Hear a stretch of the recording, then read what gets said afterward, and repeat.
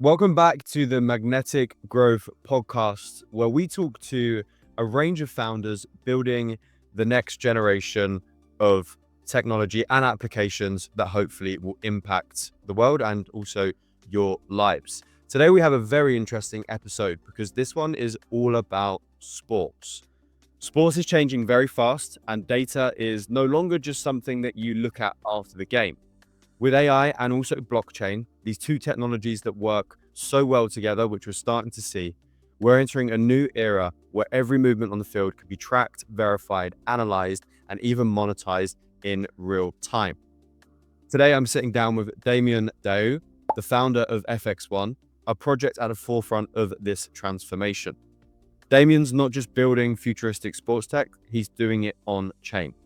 That means navigating all the challenges that come with trying to build something real in crypto, the tech's complexity, market cycles, and the constant need to prove value beyond hype.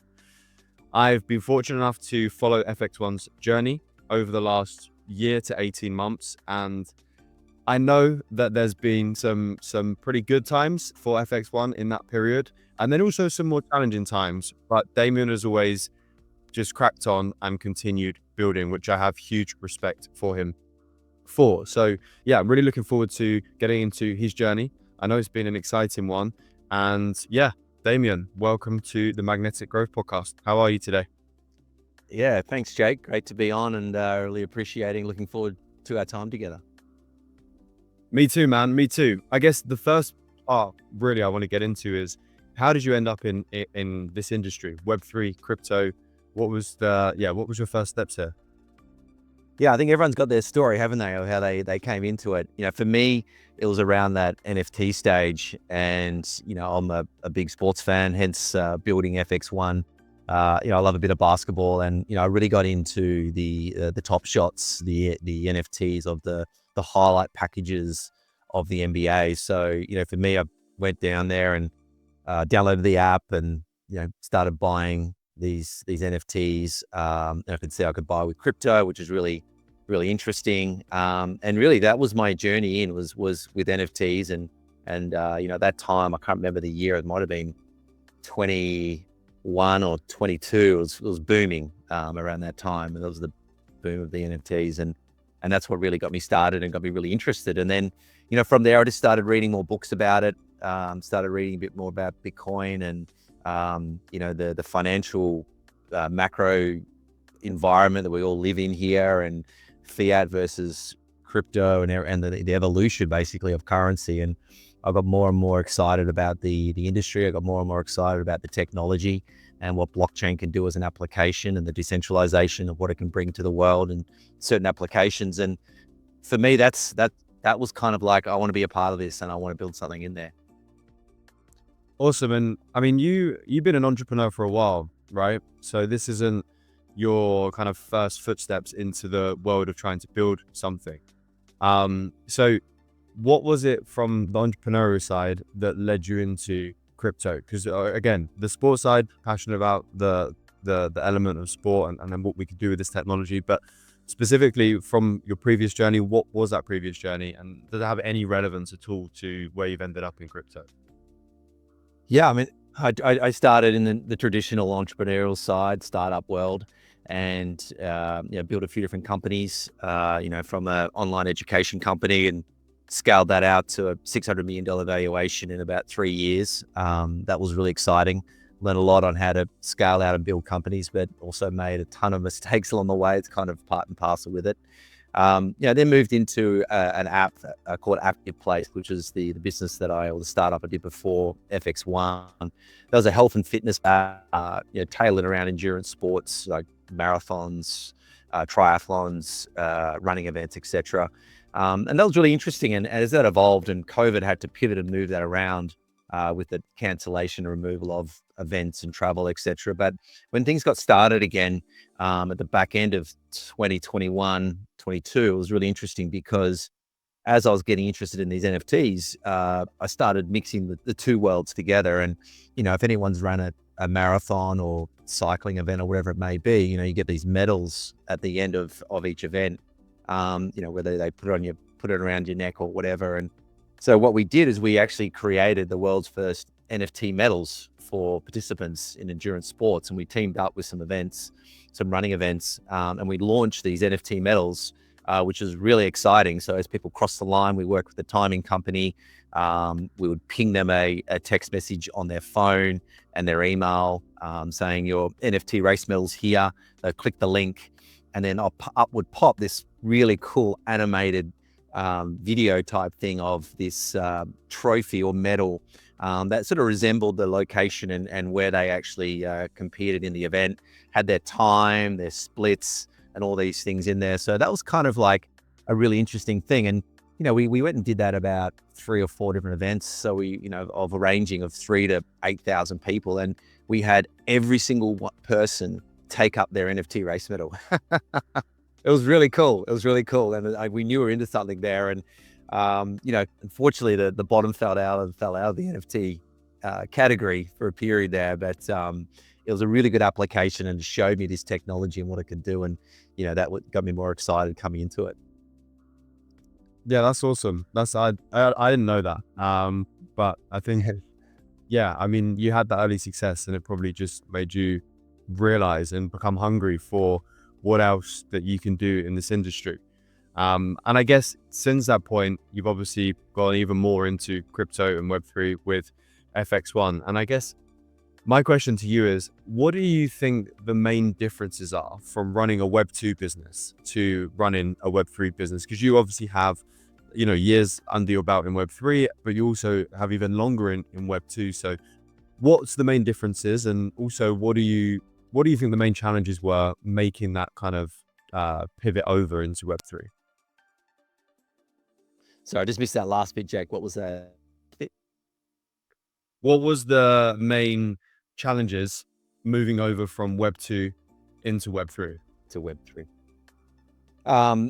Yeah, so I think the big differences, if I start with that one first, is, it's completely different. And, you look at Web2, where traditionally you have a cap table, you'll raise funds. If you're a startup, you're going to manage that cap table. Here it's very different. Your cap table is your community and your community you need to look after, and you need to foster and grow and nurture every single day. You need to be in there. And it's kind of like, you've got this permanent cap table that you need to answer back to every day, which is very different. But your community is as strong as you are, and, your project is as strong as your community is. And, and I would say that's the number one thing you need to foster, is to build that community, nurture it. For me, it's critical to be in there every day, answer questions, get to know people. And I've actually built personal relationships, being in that community and building a community, which is really exciting. So for me, that was really interesting, and a big change to realize that you need to wake up and you need to represent, and you need to justify what you're building, your company, yourself, and maybe over and over again as new people come in. And that's a big difference, to what you normally would do in a traditional Web2 company. So, that was really interesting. And then what was the second question was, it was the challenges and. Yeah, I mean that was pretty much it. The main difference. All right. Yeah. Being Yeah. Web2 entrepreneur compared to a Web3 entrepreneur. If there's anything else that you wanted to, add there. Well, I think, the other thing is obviously you're playing in a different category of how to communicate out to your audience as well. Traditional Web2 have different channels to market and promote, Web3 channels as well. And you need to understand what they are and how they apply to you. And I think there's an element there that, from as you build and grow your project, the different announcements, milestones, things you're doing, which may not mean a lot in Web2, they potentially mean a lot in Web3 and vice versa. So you need to really understand what those elements are and then time them out and appropriately launch them or announce them, as you go along. So it is a learning curve, and people think they just come into Web3 from a Web2 project or a startup, no matter how good they've been, is they're going to have to learn the hard way, as we all probably have. Yeah, definitely. I mean, just from a growth perspective, you are targeting and trying to get to potential users in a completely different way, in terms of what channels you're activating. And also from an acquisition standpoint, you're not just acquiring users, you're acquiring community members And I loved your piece about the difference between having a cap table in Web2 and having a new form of that in Web3, which is your community of token holders. And coming down to that point a little bit more, what do you think the benefits are of building that community of token holders? And potentially also what challenges might you face when you're trying to build a community? You've got, this army of individuals that have a vested interest in your project. What challenges does that also bring? Yeah, it's such a good question. And then I think, some days I can't stand it, my community, and some days I absolutely love them. And they've been a huge part to get FX1 to where it is now. And honestly, we wouldn't be where we are now without our community, quite honestly. And, I do love them most of the time, trust me. But, I think you have this army of people, as you said, Jake, that will go in to bat for you and go in and play for you, and they'll go out and do free things. Like they'll go and post content, long form content on socials for you. They will, support you in that chat. They will do things for free. They want to be just a part of what you're building as well. And if you do it well, you get these services that normally you would pay for in Web2 for free, right? You get people helping you with your Telegram bots. You get people creating content for you, doing images. We're about to launch our sports betting Telegram, a gated Telegram, and one of our community members is on his own accord, creating all the odds for it, for example. And he's been doing that for a long time. So you get all these awesome privileges when you build this community web, if you do it well, versus Web2, you just don't see that or ever get it, from what I know. Yeah, I mean, it's one of those things that can be very helpful. And like you mentioned, you can activate a network effect by having really loyal community members. And you get this huge spread of awareness, which like you mentioned, you haven't had to pay for, but is equally beneficial to the project as it is to the community members if they can make people aware of the project, as they obviously have that vested interest in the business. And that is the beauty of Web3. That literally is the beauty of this industry. And I love the fact that aside from people just buying your token, you've obviously nurtured a very strong community, because there aren't just individuals that are buying, holding, and chilling. They're getting even deeper into the project. As you mentioned, they're helping with building different elements of the business, which I think is really cool. And just kind of moving into, and staying on the community subject, what do you think helped you at FX1 build and nurture that community the most? What are like the top tips for, being able to grow the FX1 community that works for you? And also, nurturing the value out of the community?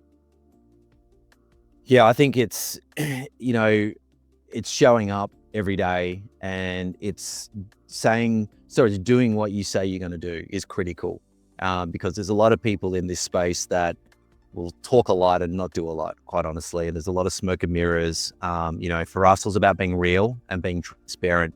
And, I know personally that's how I live my life. And I just knew that I was just open, that would see us through and would build trust. And trust takes time to build. And that's what you're inevitably doing, is building trust with people that, do I want to invest in this company? Do I want to, be a token holder?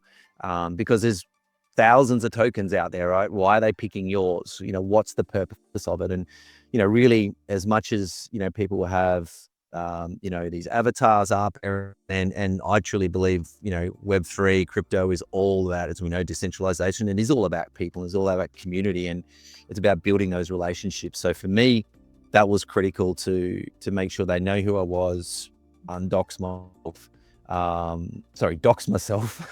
and they can come and ask me any questions they want. I think that was one of the coolest, elements that I want to, I brought forward into it. As simple as that, Jake, just, showing your face. Yeah, and that's something that I always say we have in crypto, this world where so much of it is undoxed and just completely online, and being able to create a personal connection with someone by being your true self is very meaningful and can go a long way. So yeah, again, as a founder, you always have the option as to whether you want to be doxed or you want to be someone who is kind of hidden behind the background, and that, there are many successful founders that are also completely undoxed. But I mean, Yep. you really do want to, if you can, be that face of the brand and help people buy into you and have a founder-led brand. Because it's such a power skill to be able to utilize. So moving along a little bit, I wanted to talk a bit more about the FX1 token. You guys did more of like a DEX launch, right? Correct me if I'm wrong. But yeah, in terms of like the way you launched your token and why you launched it in the way that you did, some context on that would be fantastic. Yeah, I mean, I came into the category not really knowing a lot about it.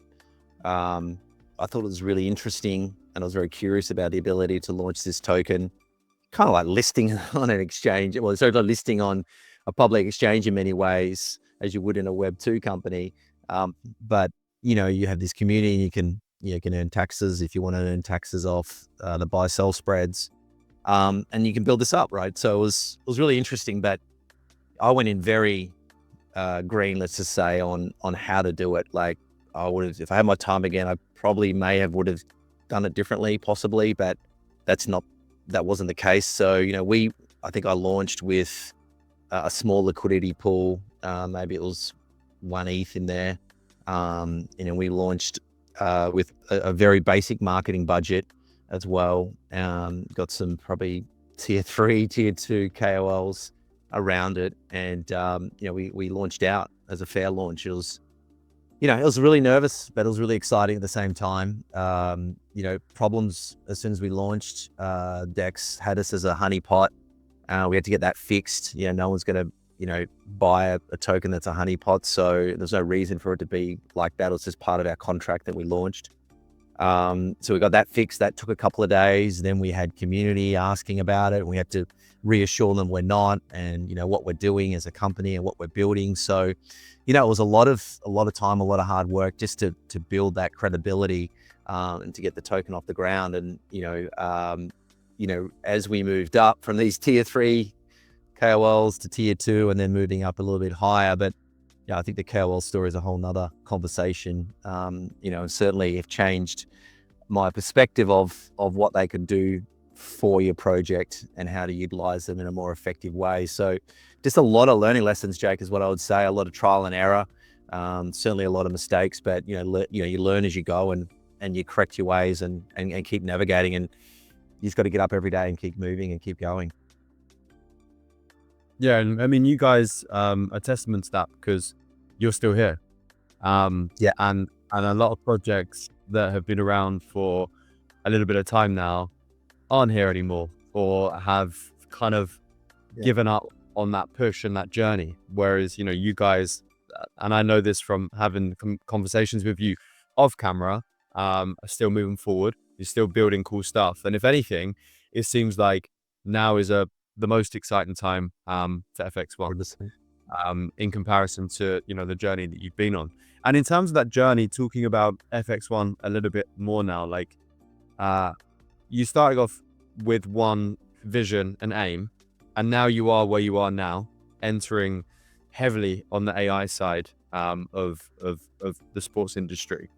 How did that come about? Like, what did you start out to try and do with FX1?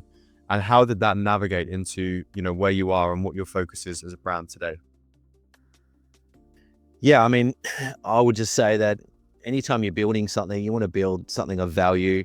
You want to solve a problem out there in the market. These are prototypical Web2, Web3, I would suggest, fundamentals of building a company, right? So you want to solve a problem. You ideally want to be in a big market or a big opportunity, and you want to meet the need of someone. And, for us, I started FX1 with the concept of my 3 Gen Z sons having a new insights on how they consume entertainment online. I knew it had changed from the old sports fan. So I knew there was a problem there in the market, or a changing of dynamics and a shift of consumer entertainment and online engagement. So I started looking at the stream. We started, I think, as a watch party for sports, where we would try to bring the stream in, realizing we couldn't get the stream unless you wanted to pirate the stream. We didn't want to do that. So then we looked at data and bringing these data rooms in and chat rooms, and we had videos going, and we went like broad with all these different American sports.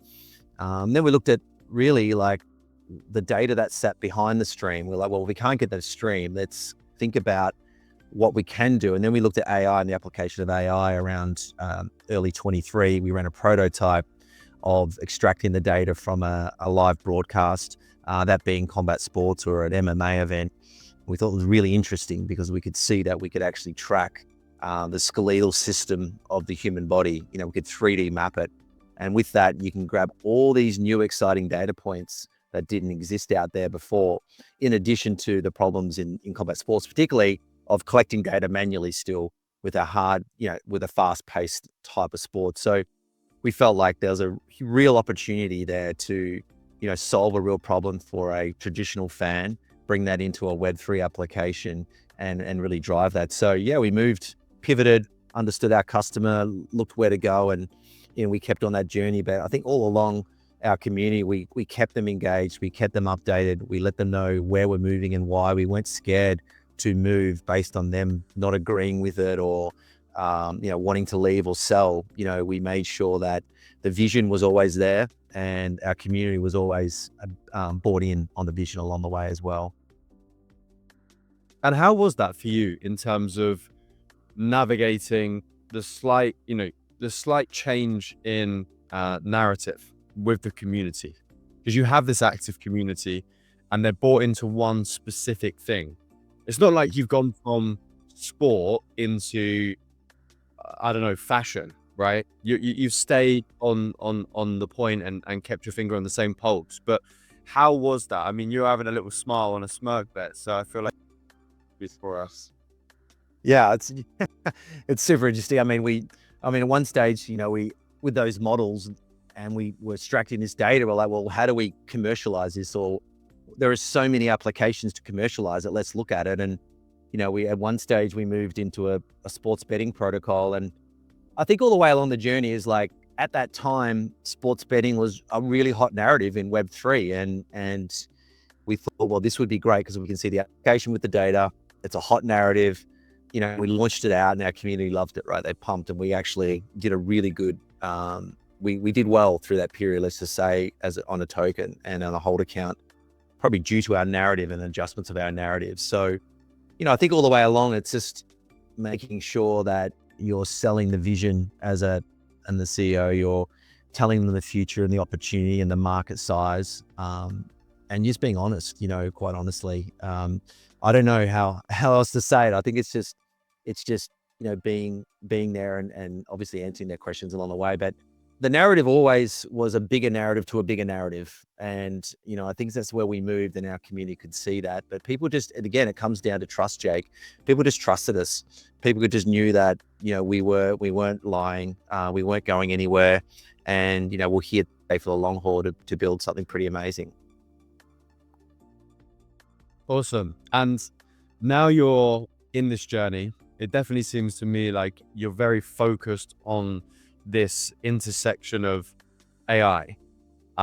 So yeah, I guess my question is, looking forward at kind of where you are with FX1 now, say, for example, you build and you make happen what you're trying to, what does that look like in 3 years' time? What is FX1 doing for the sports industry? What have you accomplished? What's your true vision and, that goal that you wake up every day and you're driving towards?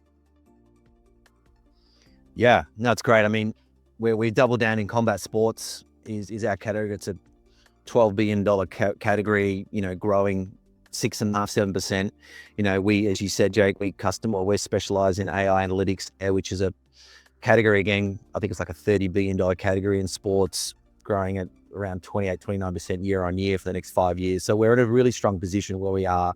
Our narrative is really strong. And as I sort of mentioned before, no one in combat sports is doing what we're doing. Traditionally, data is captured by the manual eye and on iPads. They're missing data. We've done case studies on this across the major MMA promotions out there and boxing, and they're up to half the time incorrect on their live data. So we know we have an opportunity here to really represent and help the category grow, and help innovate the category in a new, exciting way, which I believe in combat sports is lacking. Any big infrastructure sports category or sports industry like basketball, baseball, soccer, cricket, etc., has data infrastructure around it.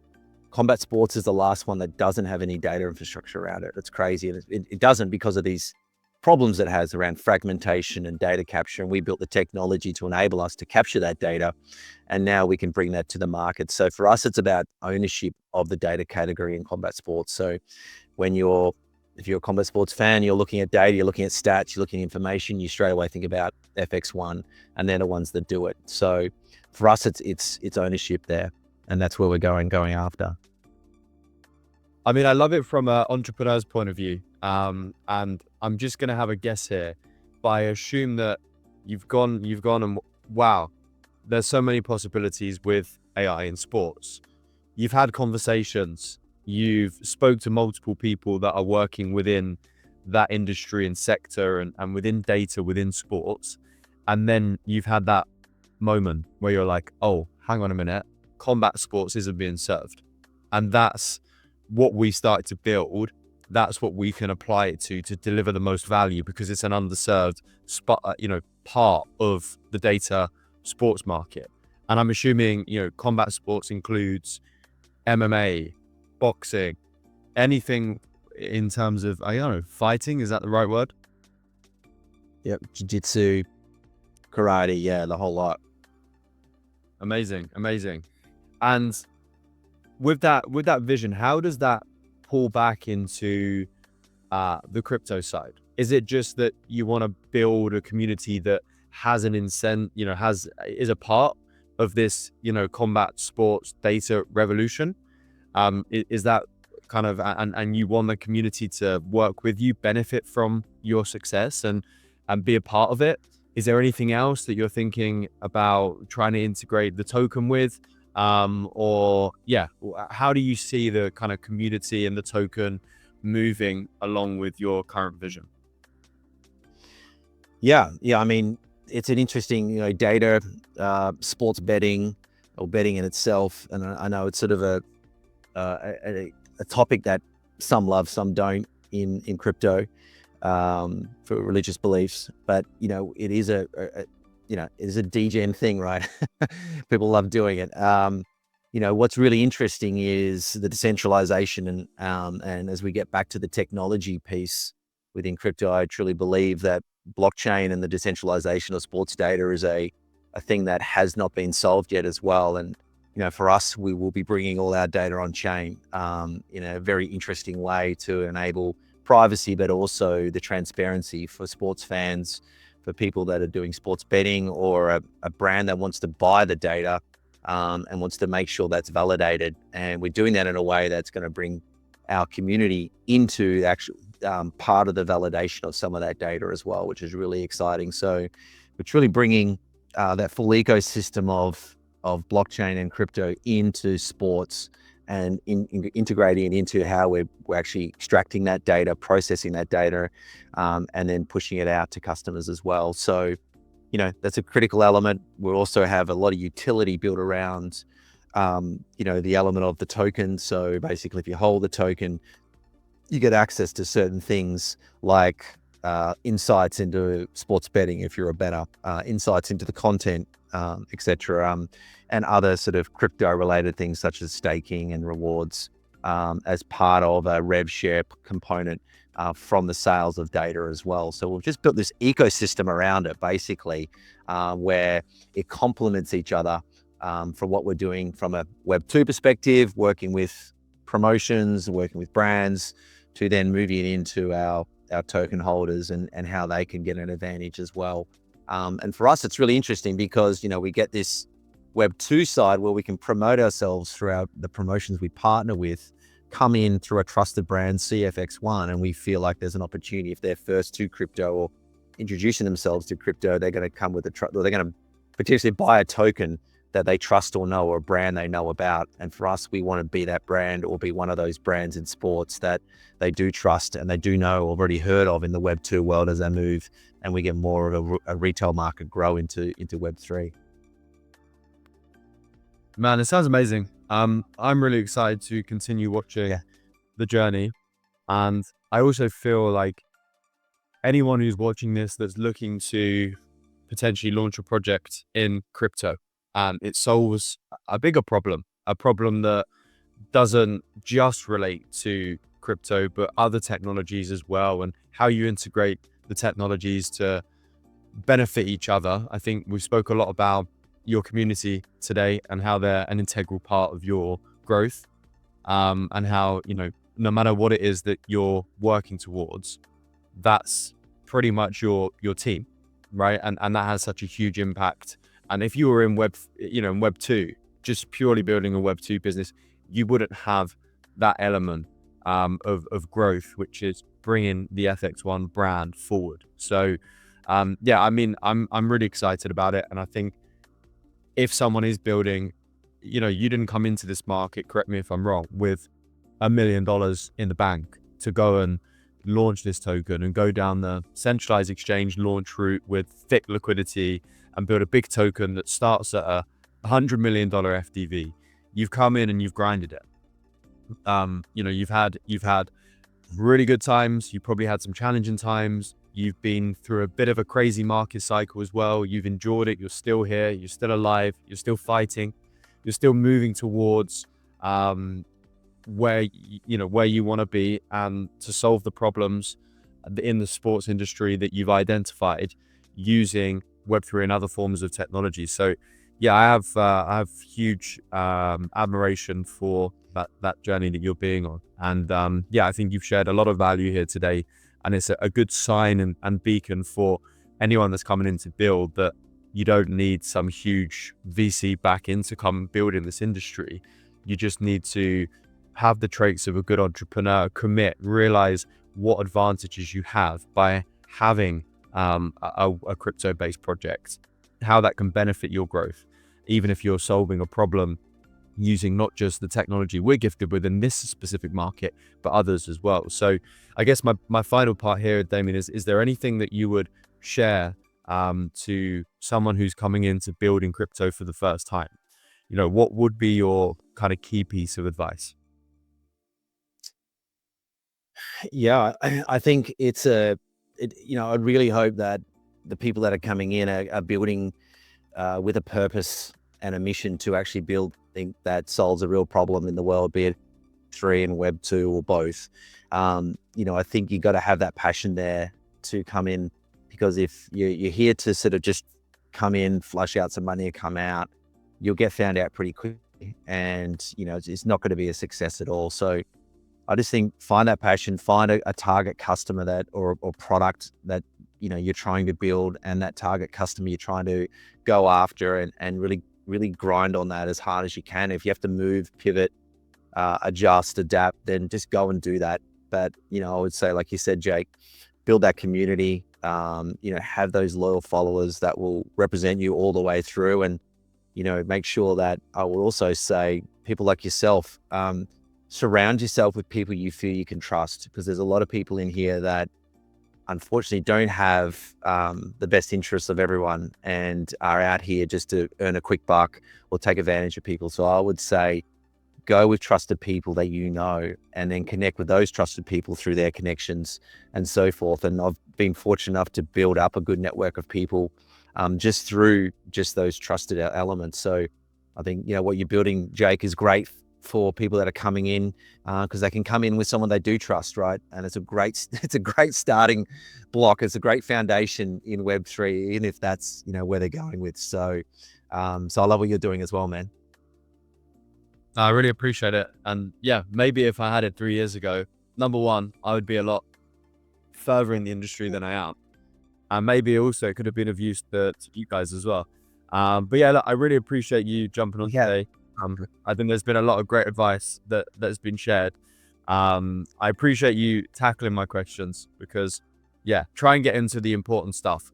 And I feel like we have done that today. So yeah, final remarks really, man. Like, where can anyone learn more about FX1 and become a part of the mission that you guys are on? And yeah, just the floor is yours.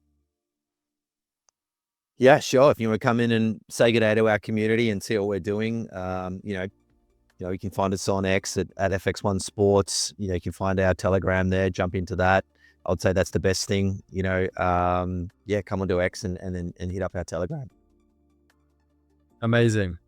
And of course, do that because there might be some cool stuff in the pipeline at the moment, especially with combat sports and AI, right? Correct. Yep. Lots to come. Brilliant. All right, brilliant. Okay, Damien, thank you so much for joining and sharing a wealth of value with us today. I really appreciate your time, and yeah, best of luck for the future of FX1. I'll be following the journey. I'm sure some of the listeners will from this moment as well. And yeah, man, thank you so much. And as always, anything you need, hit me up. Great. Thanks, Jake. Appreciate it, man. Thanks for having me on. Thank you very much, man. Okay, so that was another episode of the Magnetic Growth Podcast where we spoke to Damien. There is a lot of value in there from an entrepreneur that has grinded their way through this industry, hopefully showing you all how there's multiple ways to enter this industry. There's multiple problems to solve. And of course, there's multiple benefits of using crypto and Web3 in scaling a company. So I hope you enjoyed the episode. And of course, we'll see you on the next one.